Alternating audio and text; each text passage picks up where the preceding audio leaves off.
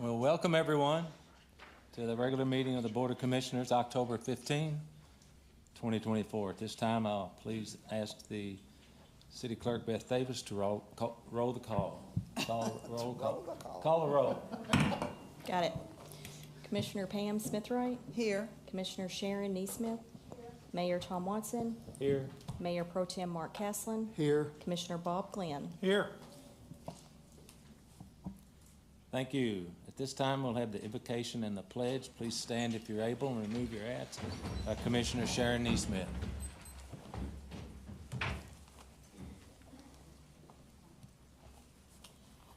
Just bow your heads if you please, or just be in silent meditation. Dear Lord, thank you for your amazing power and work in our lives, for your goodness and your blessings over us. Thank you that you are able to bring hope to us even in the toughest times. Fill us all with your peace and joy and keep everyone safe. And thank you for your love. Amen. Amen. And then the pledge. I pledge allegiance to the flag of the United States of America and to the republic for which it stands, one nation, under God, indivisible, with liberty and justice for all.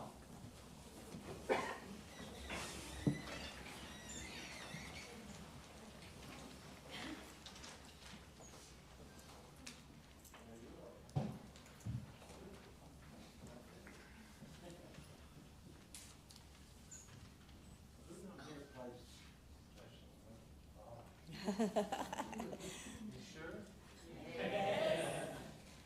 Okay. Oh, you want me to have this?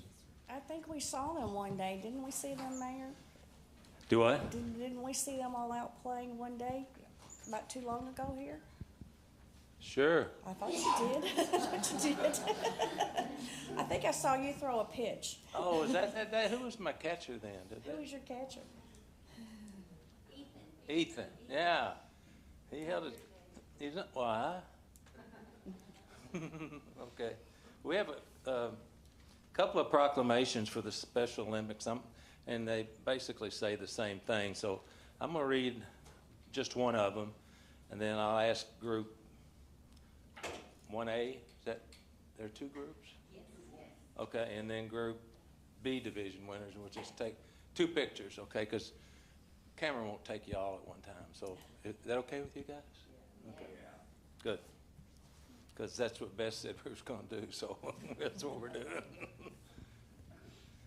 The City of Owensboro proclamation. On behalf of the City of Owensboro, all our employees, all our retirees, and all the citizens of Owensboro. Whereas whereas members of the Davis County Special Olympics competed in Kentucky State softball tournament at Jack C. Fisher Park on September the 6th through the 8th, 2024. Whereas two local teams were victorious in their accomplishments, earning gold medals in their respective divisions. Is that what you got around your neck? Yeah, good. Whereas the Owensboro Terminators, let's hear it for the Terminators.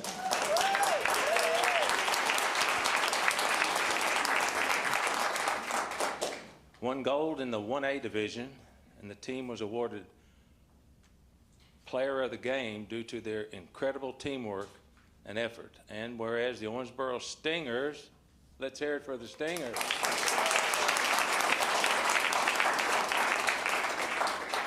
Worked together to demonstrate their skills in hitting, fielding, and base running to earn a gold medal in the B division skill competition. All right.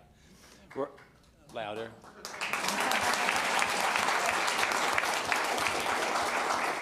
Whereas the accomplishments and spirit of the Davis County Special Olympics softball team continue to inspire our community, promoting inclusiveness, perseverance, and the celebration of abilities. Now, therefore, I, Thomas Hart Watson, Mayor of the City of Owensboro, do hereby proclaim October 15, 2024 as Davis County Special Olympics Day in Owensboro, and encourage all citizens to join us in celebrating the team's remarkable achievements. This is signed and sealed this 15th day of October, 2024. Congratulations.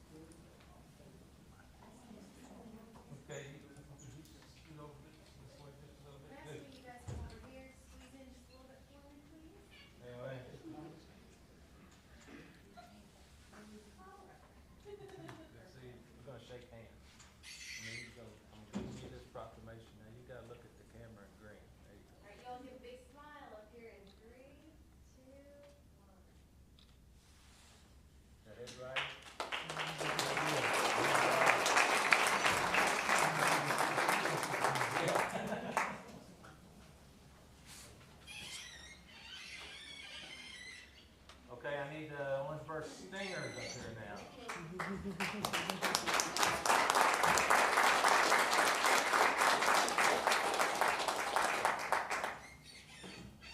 Just the five of y'all be the whole team? We've had quite a few players at dance practice this Dance afternoon. Okay, I'm gonna present this to you. You shake my hand, then you grin at the camera. Grin. 3, 2, 1. All right.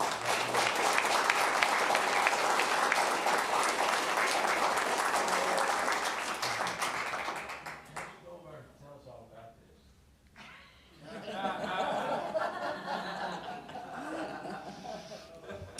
Hello, I'm Kim Johnson. I'm one of the local coordinators here in Davis County, and we would just like to give a heartfelt thank you to the mayor, to the city commissioners, the city parks, Visit Owensboro, and our community for supporting us with the state softball tournament. We had over 500 athletes across the state of Kentucky here.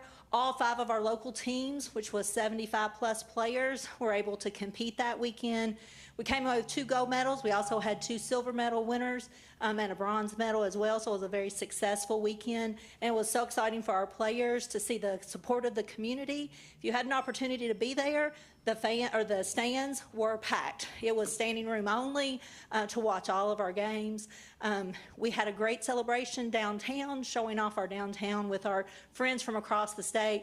So we had about 400 people downtown dancing on Saturday night to celebrate the softball tournament. So we can't thank you enough for your support, and we're very excited to report that it will be coming back here again next year. So we'll be excited for September 2025. And Mayor Watson and commissioners, we brought some thank you notes and also a few T-shirts from the state competition that we wanted to lead with you guys this weekend, or this week. Thank you so much. Not for you, you have to share.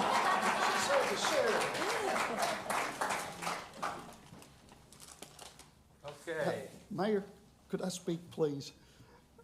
y'all want him to speak? Thank you. I'll be brief. I had the pleasure of growing up or watching one of these players grow up quite a bit, Sam Winstead. I lived next door to his parents, Jeff and Lori. And anyway, Sam would just make our day. Sometimes I'd come home from work just dog dead tired, and Sam would come up there and give me a big old hug. And just little things like that really made Sam special to me, and it's such a treat to get to see him receive this proclamation and the medals and all. Thank you. Well, I believe everything you said, except how tired you are after work. Okay, next item on the agenda is Breast Cancer Awareness Month. I'm looking for Bill Jordan, Director. Right here. Come on up, sir. I got it right here. How you doing? Doing fantastic. How are you? Above ground, taking nourishment. This is a City of Owensboro proclamation. Whereas breast cancer is the most common cancer among women in the United States, accounting for 30% of newly diagnosed female cancers. And whereas in 2024, the estimated 310,720 female and 2,790 male new cases of invasive breast cancer are expected to be diagnosed in approximately 42,250 women, and 530 men are expected to die from breast cancer. Whereas improvements in early detection and treatment led to 44% decline in breast cancer deaths in the U.S., from 89 to 2022. Whereas mammography and X-ray of the breast is recognized as the single most effective method of detecting breast changes long before physical symptoms can be seen or felt. Early detection and improved treatment is believed to have significantly reduced the number of deaths caused by breast cancer. Whereas there are more than 4 million breast cancer survivors in the United States, giving us hope for a better future.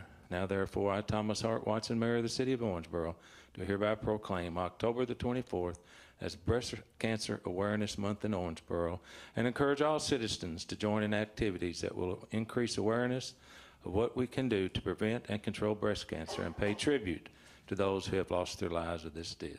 Signed and sealed this 15th day of October, 2024.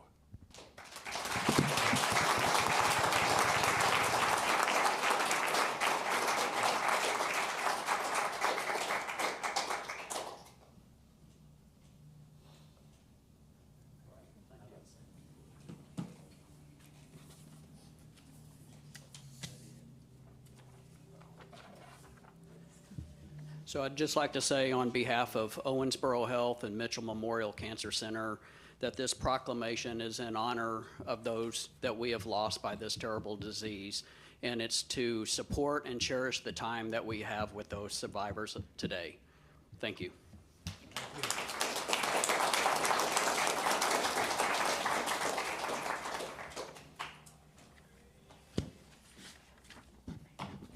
Okay, the next item on the agenda is a retirement. Lieutenant Christopher Burns, come forward, please.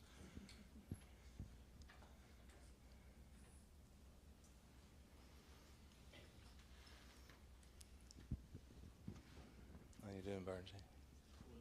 Good, good. Okay. City of Owensboro Certificate of Outstanding Service hereby recognizes Lieutenant Christopher Burns and extends its grateful appreciation for outstanding service faithfully rendered while employed by the City of Owensboro 2008 to 2024. All those who reside in the City of Owensboro, Kentucky are asked to join this recognition of appreciation on this 15th day of October 2024, signed by all the commission. Congratulations.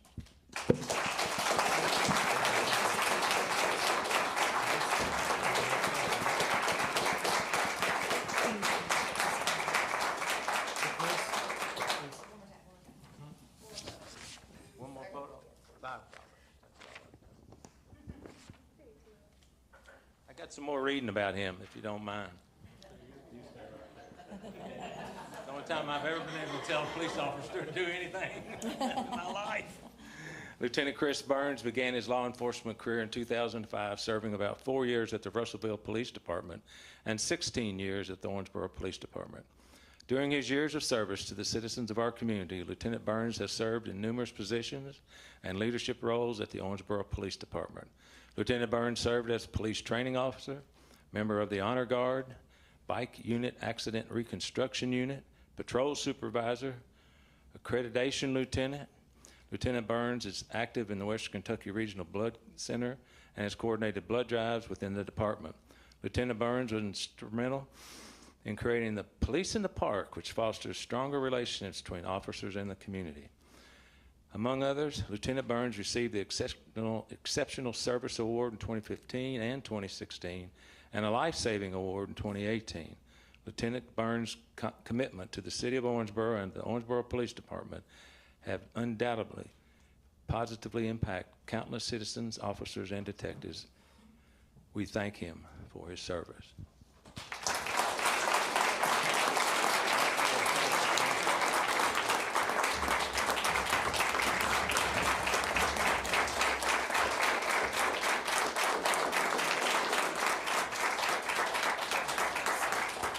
He's getting out of here. He didn't want to speak.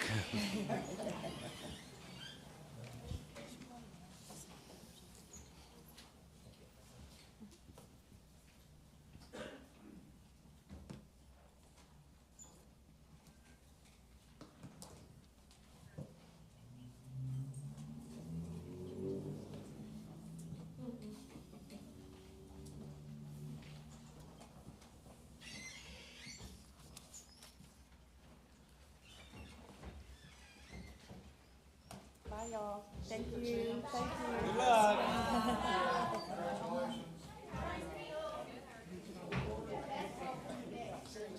What? Okay. Bowling.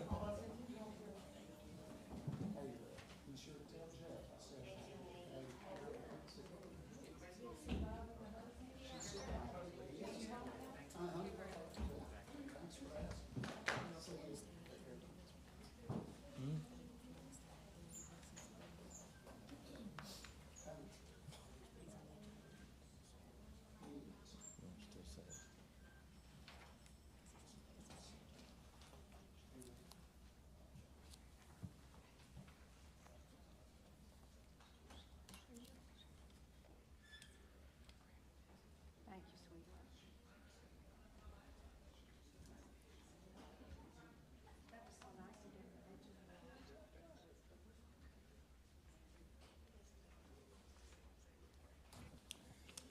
Okay, we have one more retirement. Engineer Mark Kurtz.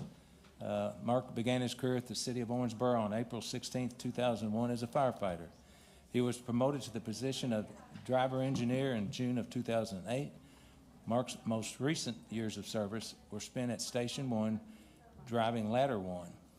Mark will work his final shift with OPD on October the 30th, 2024, and then spend more time with family while seeking new opportunities as he sets out on the next chapter of his retirement. So let's give a hand to Mark.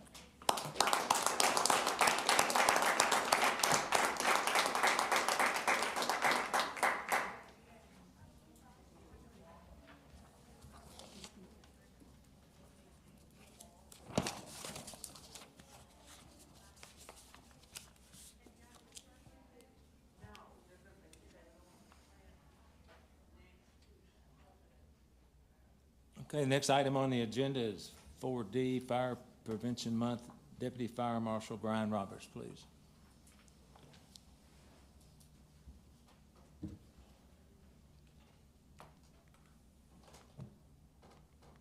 Where do I point? All right, never mind. It was on, I turned it off. It's fine. All right. I'm Brian Roberts. I'm the Deputy Fire Marshal in Owensboro Fire Department. Hit a little highlights from this month. If you don't know, October is Fire Prevention Month. We take fire prevention seriously throughout the year, but really in October is when we drive it home with a lot of different activities we do through the station, school visits, different stuff like that. You've probably saw in the news what we did so far is we've had all the second graders from the public schools, a little over 440 come through our building at Station 1 the week before fall break. We did exit drills, all kinds of different stuff with these kids, and I'll go over that here in just a second. We also do visits to preschools. We can do house visits, smoke detector installs, things of that nature. So the big thing we hit on this month is the second graders in the public schools. Second graders' minds are so moldable right now. They're still young enough to just enjoy it without caring what other people think, but they're old enough to take in what we teach them. We teach them things of exit drills, having more than one way out of the house, what to do if your smoke detector goes off, when to call 911 versus when to not call 911. We try to make this a family thing. So when I got done with all these kids, giving them a presentation, I said, hey, you got homework. I know I'm not your teacher, but you have homework tonight. And I told them to tell their teacher if they got their homework done. And the homework was to pass the message on to their brother, sister, cousin, aunt, uncle, whoever it was that they lived with about what to do when the smoke detector goes off. Stay low, get out, don't go back in your house, call the fire department, have meeting places, things like that. So these are some pictures of the fun that we had, smiles to go around, not just the kids, but all the guys and gals on shift. This is a week that is kind of hectic, but we all look forward to it because we all like to get this message out to the public.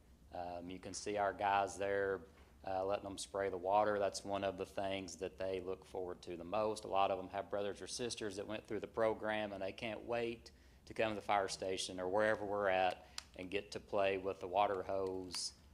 And then listening to me probably isn't the highlight of the day. but they get the message along with the fun. They get a Coke and a bag of popcorn. What other kid in second grade anywhere gets to eat popcorn and drink a Coke during school hours? Not many. So then we did stop, drop, and roll, and then they practiced their drills in the smokehouse there, that we call it, where we can set fake smoke off, detectors go off, that kind of thing, and they get to practice their skills. So things to come, we still have the Catholic school system. We take that trailer to the K-3 campus. We have different community events. The Trail of Treats is coming up. We'll have guys and gals there with fire trucks and, safety talks. Station tours, a lot of preschools will bring their kids to the fire station, take them around, tell them what we do, that kind of thing. So I want to hit this for sure. If anybody here that listening, whatever, doesn't have a smoke detector in your house, call me. Call me at the station. This is our station number, is 270-687-8409. Ask for myself, Chief Leonard, or anybody. Will get you a smoke detector free of charge. This is a partnership with Red Cross that Chief Gant has got going for us in the last couple years. Prevention of fire, early detection of a fire is key to survival. I can't stress it enough. I take it very serious, and I want everybody to have that same chance of survival that I have at my house with detectors, and hopefully everybody else here has with detectors. So, any questions? Questions? I just had a quick one, Mayor. Was this at Station 1? Yes. So typically we did this at the training center, but with it under construction, Station 1 for the last 2 years. Hopefully next year it'll be out there. The kids do like coming to the station because they see a little more of the interaction with the fire department, the firehouse kind of thing. But the training center is just as well. Yeah, I saw the picture in the paper with the girl holding the hose, and she Yeah. looked like she was in her own private Idaho. It was really nice. Oh, they love it. They love it. So Yeah. I want to thank the public schools for allowing us to educate their children, to trust us. It's probably hard to trust a big group of mostly men with their kids. I do appreciate that. And I appreciate all the guys on shift, their professionalism and what they did and how they handled themselves during the classes. So thank you. Thank you, appreciate you. Okay, next item on the agenda is the city website. Shaylee Velez, Communications and Marketing Manager. Good evening. Well, the first interaction that many residents have with the city of Owensboro is most likely not going to be here at a meeting. It's most likely not going to be in your office at a meeting, and it's probably not even going to be our social media pages, but it's actually, statistics show, going to be our website. This is the gateway to our community. It's where people go for information, so that's why it's vitally important that we have a good, updated website where people can quickly find the information that they're looking for. So our current website, it's served us well. We had a last big update in 2016, but unfortunately it is outdated. The world has turned quite a few times since 2016. We've seen a lot of progress, even in technology since then. And so it's time that we get our website up and going to better serve our community. So this new website, it's going to do that. We're very excited about what's coming with the new website. The design is set to be easily accessible. It allows community members to find what they're looking for within 2 or 3 clicks. That's the goal. And we also want people to be able to work with the layout of the website and get any information, whether it be public safety or even recreational activities. So I'm going to show you all a little bit of what the website looks like. Now, just know that the images that you see here, those are going to change. Those are just placeholders. The website's set to launch later this year. So this is just the demo of what they've been giving us, a look at what the website could look like. I'm going to have that play now. So this is our main city page right here. Again, those images will all change, but we did research as to what people are clicking on our website right now, and we made sure to include that on the front page. So people want to know about trash collection. They want to know about leaves. They want to know about the 4th of July hours. So we made sure those are front and center. Other departments all of our departments are going to get an upgrade to their page, including police, fire, parks, and public works. Air show as well will get a new website with this. We're really excited about. But you can see right there is an example of the police department website. It's got its own top bar navigation. The fire department will have the same deal, as well as Public Works. I sat down with all departments and we went through every single page on their current website. And we talked with the company that we went with, which is called Revise. They are known for municipality government websites. And they told us and sat down with us and showed us the best way to get our information out. They've worked with a lot of cities, even across Kentucky, including Hopkinsville, Ashland, and also Bardstown. And so they were able to guide us into how we can best use this website to serve our community. You'll notice that on the website too, there's slots for highlights. We do a lot of PSAs with our fire department and our police department. They'll be able to put that right there, front and center on their website for those who maybe aren't on social media. Now, our Parks Department page, they're a few weeks ahead of everyone else. So we've actually been training with them already on this website. Very excited about that. And we've been able to get in there. And, you know, I don't consider myself to be tech savvy, believe it or not. I don't. But in the training, I was watching it and thinking, hey, I can do this, and I think the rest of our team members will be able to do this as well. So it's been great being able to work with Revise on the Parks website and see it come to life. And all the websites, though, will launch at the same time, even though the Parks website is ahead of the game. So what are the new features that come with this website that bring us a little up to, I would say, just 2024 standards? Well, the one I'm most excited about as someone who values good, effective communication is e-Notify. So this is a text and email alert system that citizens, residents can sign up for, and they can choose different categories that we sign up for. So if they want to know about leaf collection, if they want to know about trash collection updates, or for the Parks Department, maybe they just want T-ball folks to be able to get on there and sign up for just T-ball alerts. We'll have a way to just send a text right to them and not have to hope that they see our social media page. This also gives us the ability to put homepage banners and alerts. Heaven forbid we ever have a natural disaster in our community, or even just something as small as a major road closure for a week. We can put that front and center right on our homepage. It gives us better placement of media content. So I showed you there those PSAs. We do a lot of videos, and we want another place other than just social media to put those videos. We're excited about the fillable PDFs online, especially the Parks Department. They've got a lot of programs, and people will be able to fill that out right online. No more printing and then having to track down a scanner and all of that. They can do that right on our website. But this is also user-friendly for both website visitors and admin. Like I said, we have many people across the city that'll be on their pages, updating them. If I can figure it out, I'm confident they'll be able to figure it out as well. But for our website visitors, they'll be able to find what they're looking for. And perhaps the most important thing about our new website is it is mobile friendly, which is not what we have right now with our current website. And in our latest training with Revise, the company that's designing our website, they told us 85% of people are accessing your website via their phone. So it's very, very important that they be able to get where they want to go and find what they need on their phone. We hope to launch mid-November.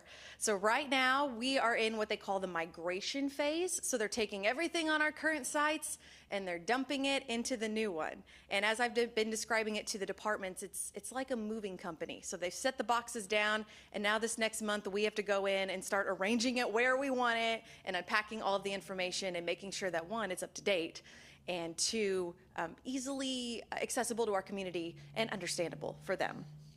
So we're really, really excited about this. This is more than just a digital upgrade. It's a step forward in how we connect with our community. We want them to have a place to come and get the information that they need, and we want them to be able to even have the ability to have alerts sent to them, which this website is going to do. So we're very excited. I cannot wait for it to launch, and I think it's going to be a step in the right direction for our communications team. Any questions? I'm glad. That's right. Right? Yeah, Exactly. Thank you. And I do want to remark how well you did last night with the,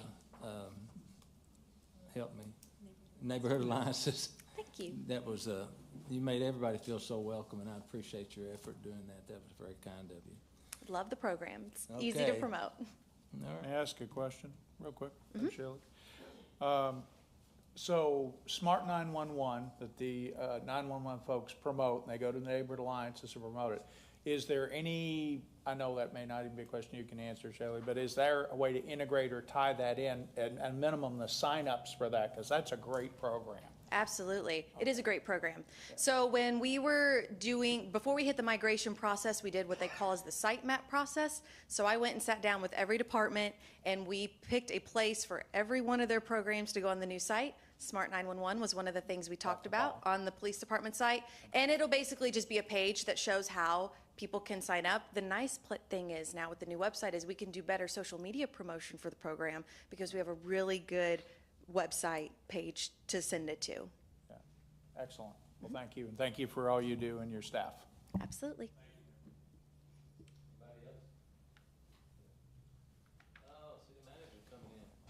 Thank you, Mayor. I just wanted to also acknowledge Shaylee. And so Shaylee's been with us now for just under 2 years, I believe. We identified several items like this that we thought that we needed to enhance our communications, and so that's going according to plan.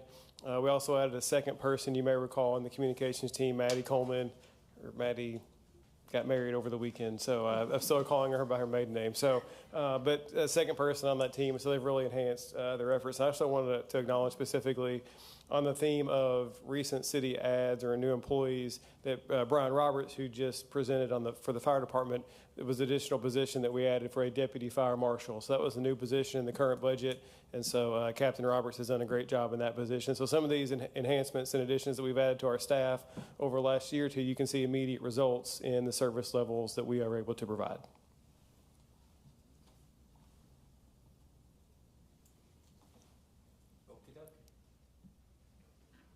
All right, thank you.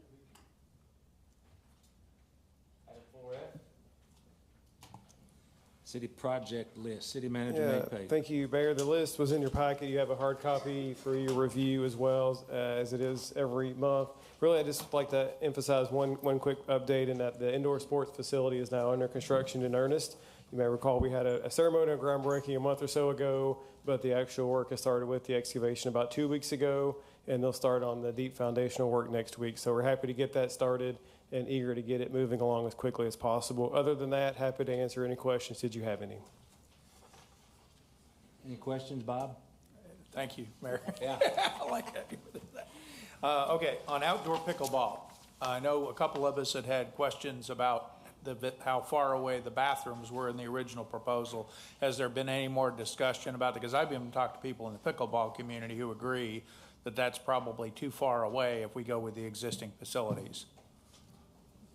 That has not been an issue anymore. I thought that was largely resolved. I think some of the initial concerns about that were largely based on a misunderstanding of the locations of the bathrooms and everything. So really the bathrooms that will be used are actually substantially closer even than the bathrooms are to the playground at Ben Hall. So I think in talking to our folks that was vetted with the club leadership. So there's a design committee that has Parks and Rec staff members and also a design team from the pickleball club. And so there are really no concerns about that. They have made a couple of tweaks, I think just changes to the championship court style layout. But other than that, regarding the bathrooms, there's been no change. And I think that's largely a resolved issue at this point. Okay, so I want to make sure I understand this because some of the graphics we're getting for this are not clear at all. So are they having to walk from the courts across what is currently a parking lot to the existing restrooms that are in Ben Hawes Park? That's correct, yes. Okay. Okay, because I mean, I've done that. It's not a short walk if you're in urgency. I mean, I don't mean to get graphic with it, but I mean, if I've just finished playing pickleball and it's time, that walk is not going to work. I mean, and you're hearing they're okay with that? I mean, because that's not what I'm... And again, it's actually much closer to even than the restrooms. And I think typically if anyone's going to have an emergency, it's probably more likely to be a child. And so it's half the distance from pickleball to the bathrooms than the playground will be to the bathrooms, or is to the bathrooms. Okay, well, the last question on this, and then I'll move on to the other one, is, so my understanding is we are not building any restrooms in the pickleball facility. That is We are correct. going with the existing ones that currently exist in Ben Hawes that are right off the We are, soapbox I derby believe track. we're planning to improve those bathrooms, so they will be expanded, renovated. They're not physically moving, right, Nate? Correct. Okay. Expanded and renovated, but not moved physically closer, just Okay. improved in their current location. I thought we talked about that last meeting. Yeah, there was some confusion, I guess, about bathrooms and various things. You know, once those discussions get started, Yeah, it kind I of mean, filters throughout the community, and so. Part a of lot it's times my fault. I could not interpret even where we were putting it, and then somebody clarified what the map was about. So that's fine. I walked over and looked at it, and it's, oh, thank you, Mayor. I walked over and looked at it, and it's not a very far walk, especially if someone's able to play pickleball, you know. It's not much of a walk at all. There was no concern from me about the distance. That's all. I don't know. I went over there and walked. And then the other question, I've got concrete streets. Is there any chance of getting Trinity Drive on that list? Part of it is concrete. We'll evaluate that. Thank you. Okay, I'd like that to be, you know, because that's a heavily used road. So, okay, thank you. You live out there? I do. Yeah, so you would know, wouldn't I you? do. I drive by, and part of it is concrete now. They're doing a good job with it. Good deal. Anybody else? To talk about pickleball? No. No, okay. I don't know how we got off on that, but, I don't know. okay. City Manager, are you finished? Yes, sir. Okay. Consider the approval of minutes dated October the 1st, 2024. I'll make a motion to approve these minutes. Could I have a second, please? Second. Any discussion, additions, deletions, anything anybody missed? Hearing none, all in favor indicate by saying aye. Aye. All opposed, motion carries. Thank you. Item 5B, consider these board appointments. Human Relations Commission reappoint Jennifer Vogel to a 3-year term, October 19th, 2024. Dogwood Azalea Neighborhood Alliance appoint Mona Hamilton, or Mona, to a 2-year term, effective October the 15th, 2024. I'll make a motion to approve these board appointments. Could I have a second, please? Second. Any other discussion? Hearing none, all in favor indicate by saying aye. Aye. All opposed, motion carries. Thank you. Item 6, ordinances, first reading, no vote. Ms. Davis. Ordinance 16-2024, an ordinance closing portions of the alley rights-of-way between 512 West 9th Street, 915 Cedar Street, 917 Cedar Street, 919 Cedar Street, and 924 Locust Street in the city of Owensboro, Kentucky, introduced and publicly read on first reading this 15th day of October, 2024. Thank you. City Manager, fill us in. Happy to, Mayor. Thank you. As you know, Operation Firehouse is our plan to spend an estimated $33 million on new and expanded fire facilities over the last 2 to 3 of the next 4 to 5 years. One project in Operation Firehouse is the replacement of Station 1. City has purchased 4 properties south of the current Station 1 location to reorient and enlarge the new building, and that building is currently in design as we speak.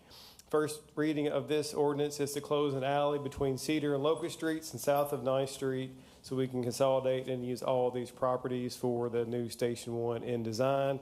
You can see the area to be closed on the exhibit in front of you is the red shaded area or the red hatched area.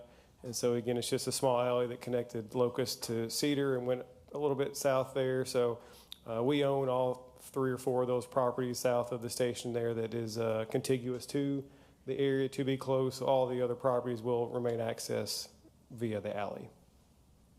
Thank you. Any other discussion? Okay.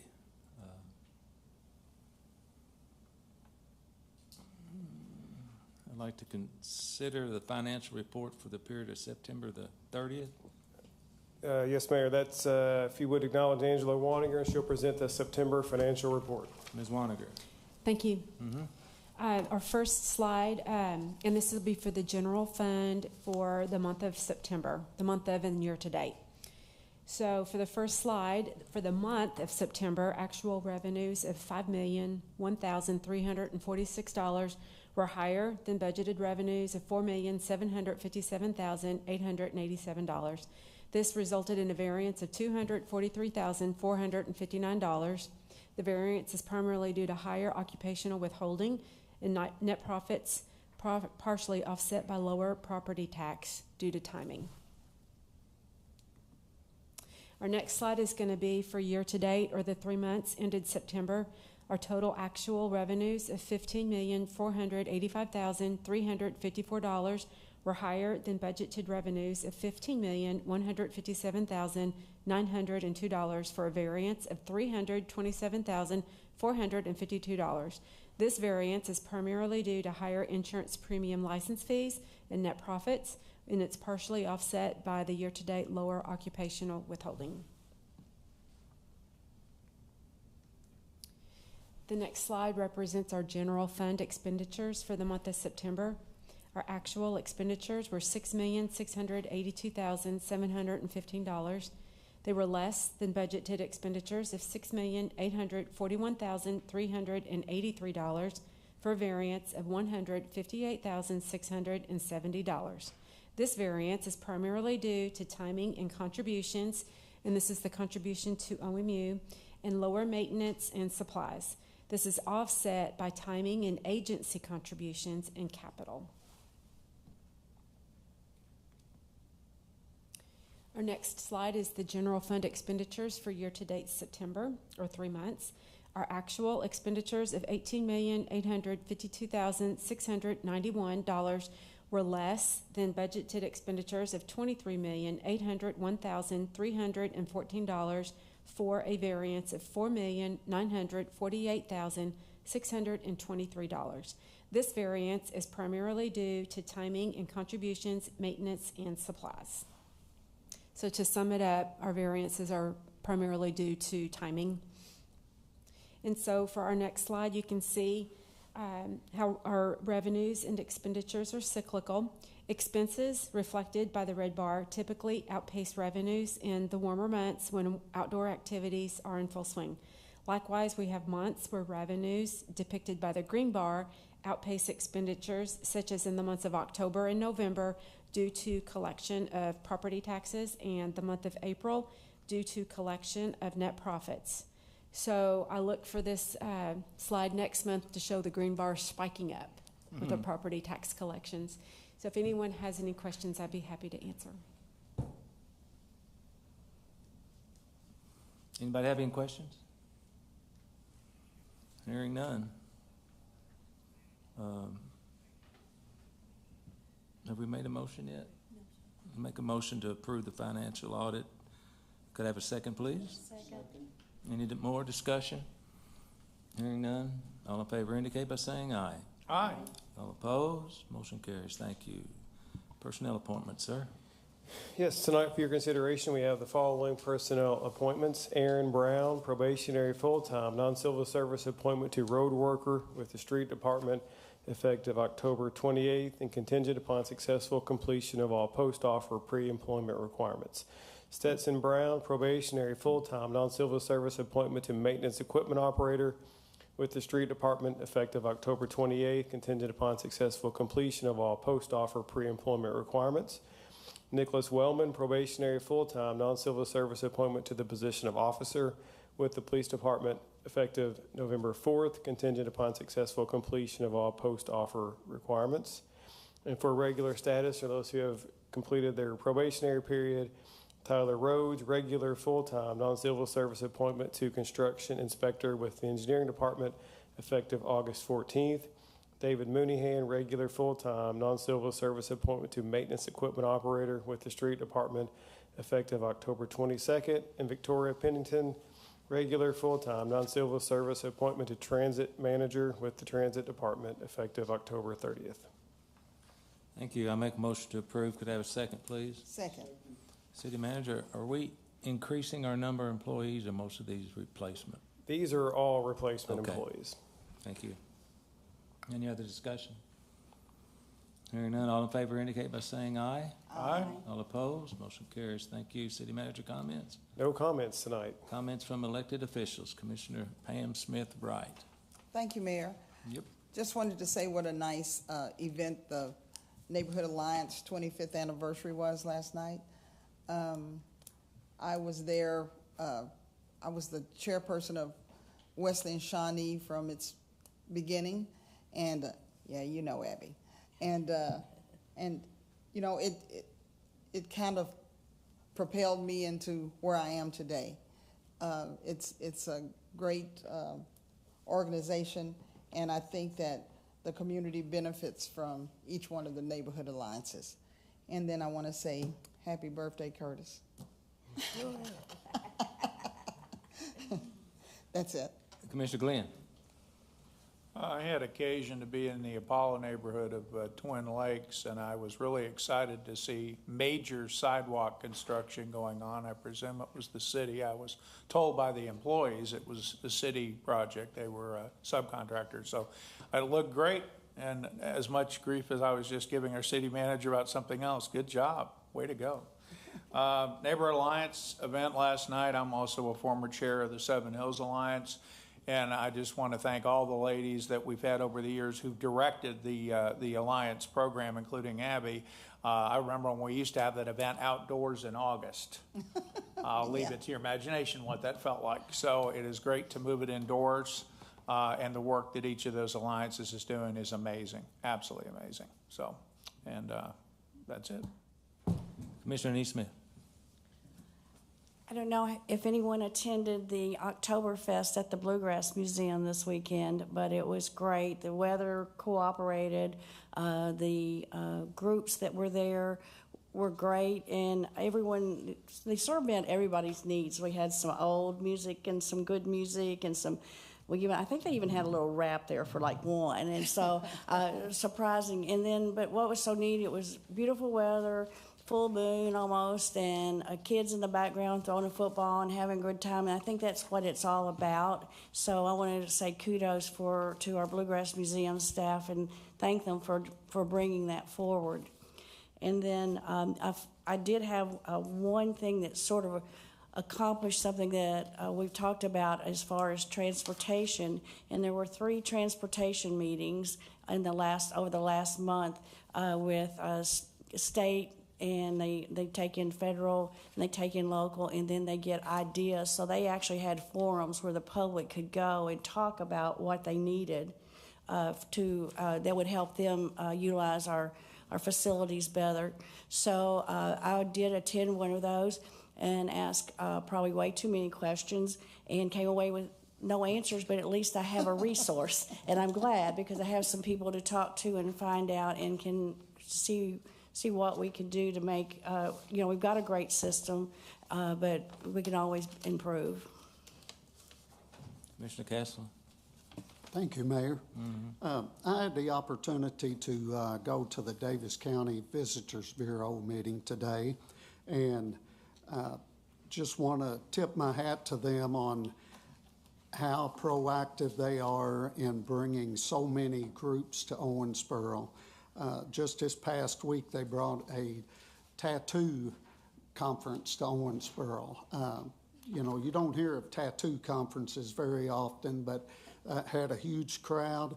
And then our pickleball association brought in over 330 teams that attended the River City Pickleball Tournament.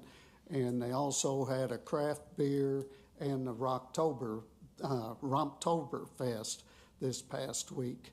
And it's kind of like Dave Kirk said, where else can you go get a tattoo, play pickleball, have a beer, and then listen to good music all in one day? And they're knocking it out of the park with what they're doing here in Owensboro.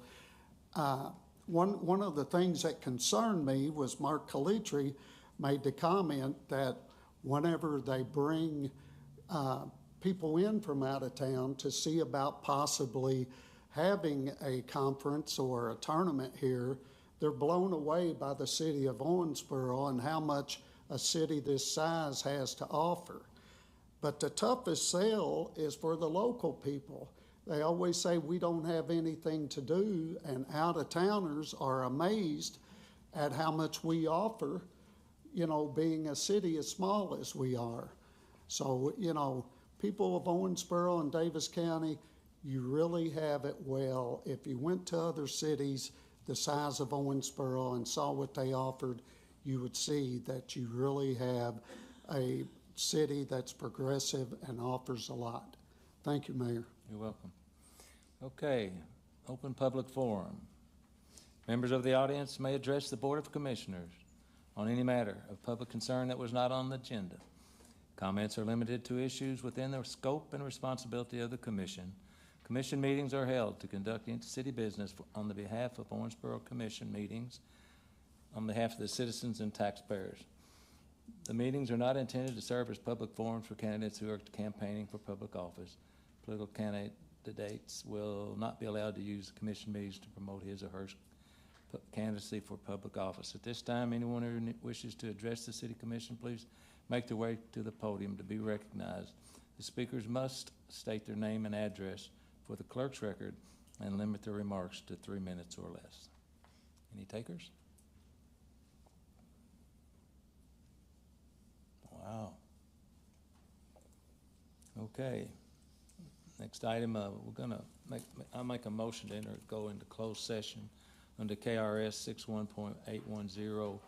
61.8101B to discuss future property acquisition or sale of real property. Could I have a second, please? Second. All in favor indicate by saying aye. Aye. All opposed? There will be no business after the closed session.